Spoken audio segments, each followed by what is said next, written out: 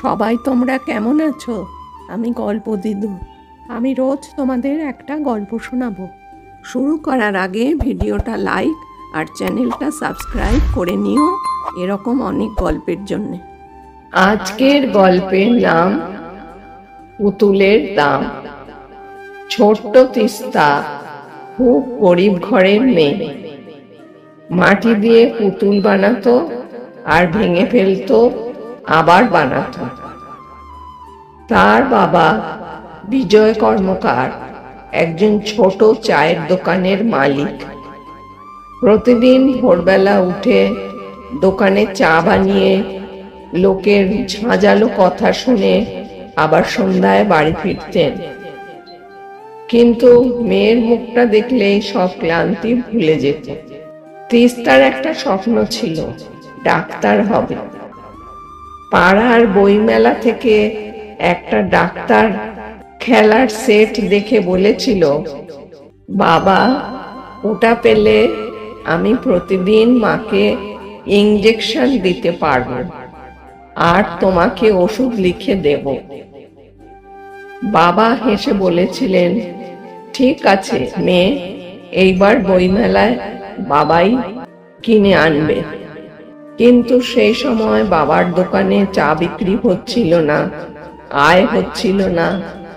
তবুও বিজয় কাকু রাতে দোকান বন্ধ করে বাড়ি ফেরার পথে নিজের মোবাইলটা বন্ধক দিলেন সেই খেলনার দামটুকু জোগাড় করার জন্য। পরদিন মেয়ের হাতে সেই ডাক্তার সেটটা তুলে দিয়ে বললেন, এই নাও আমার ছোট্ট ডাক্তার। তিস্তার মুখে হাসি, চোখে আনন্দের ঝিলিক। বিজয়ের চোখেও জল, কিন্তু সেটা হাসির জল, গর্বের জল। সময় কেটে গেল, তিস্তা বড় হলো, পড়াশোনায় ভালো ফল করতে লাগলো। দিন রাত বাবার দোকানে বসে পড়ে আর বলতো, বাবা, একদিন আমি সত্যিকারের ডাক্তার হব, তুমি শুধু অপেক্ষা করো। বছর 10 পর বিজয় কাকুর ছোট্ট চায়ের দোকানের সামনে লেখা হলো, ডাক্তার তিস্তা কর্মকার, MBBS, free health camp today. বাবা চুপচাপ দাঁড়িয়ে দূর থেকে দেখছিল মেয়েকে। সেই পুতুল খেলা করা ছোট্ট তিস্তা আজ সত্যিকারের ডাক্তার। মেয়ের চোখে চোখ পড়তেই বাবাকে বলল, বাবা, আমার প্রথম রোগী তুমি, আর আমার প্রথম বেতনও তোমার হাতে। আজ আমার স্বপ্ন সত্যি হয়েছে, কারণ তুমি তখন খেলনা ডাক্তার সেটের দাম দিয়েছিলে নিজের ফোনটা বিক্রি করে।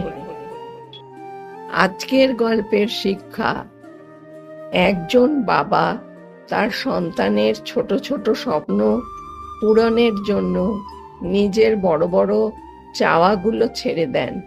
বাবা কখনো মুখে বলেন না, কিন্তু তার ভালোবাসা নিঃশব্দ পাহাড়ের মতন শক্ত আর গভীর। গল্পটা ভালো লাগলে কমেন্ট করে জানিও। তাহলে আজকে আমি আসি, নতুন গল্পের সঙ্গে তোমাদের সাথে দেখা হবে।